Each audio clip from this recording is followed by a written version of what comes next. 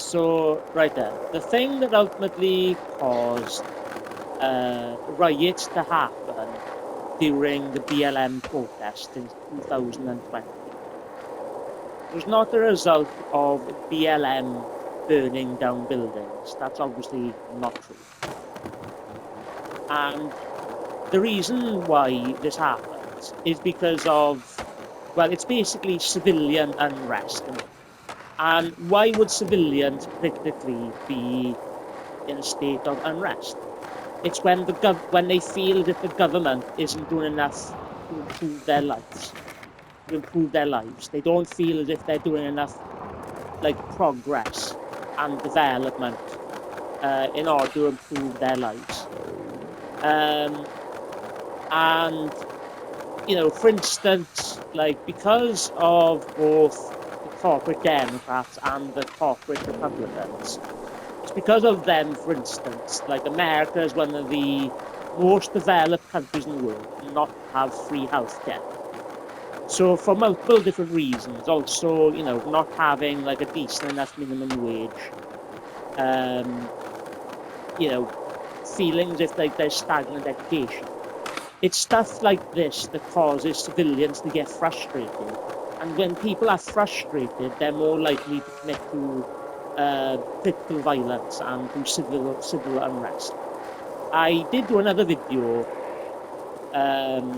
about this. What was it called?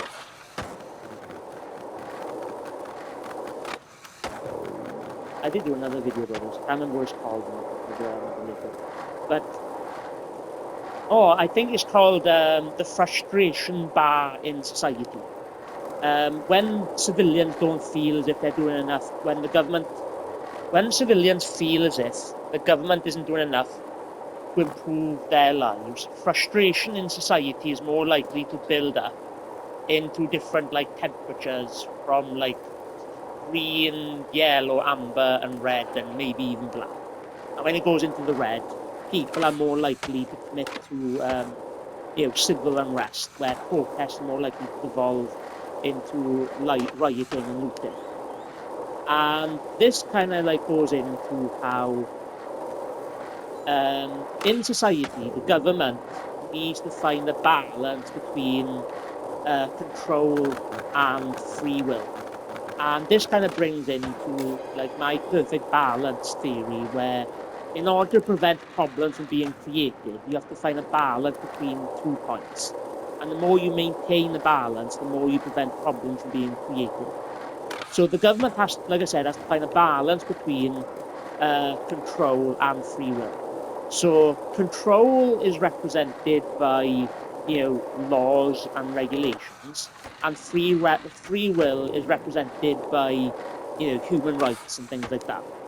So when the government commits to too much free will and they don't have enough laws and regulations, chaos is more likely to happen in society. When the government commits to too much control and civilians feel as if they're being oppressed, then there's also going to be violence and chaos as well. So in order to prevent those things, governments have to find a balance between control and free will, human rights and laws.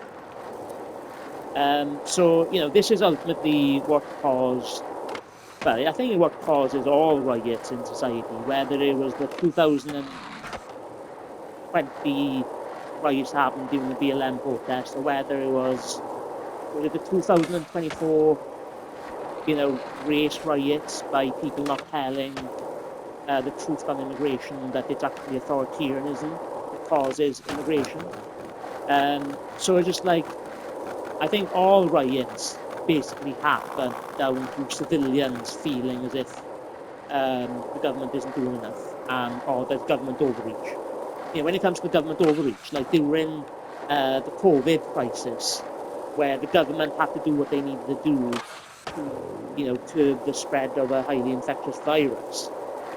Even though they had a justification for doing the authoritarianism that they did, whether the authoritarianism is justified or not, there were still massive protests that happened during during COVID, where there was like leftist feminists protesting because of, a police officer abusing one of the people that they were providing police services for. And then there were what was it, like was it farmer riots that weren't actually supported by the farmers association, but people still protested because of imbalance, and that's ultimately what causes people to commit civil unrest. So it wasn't, yeah, anyway.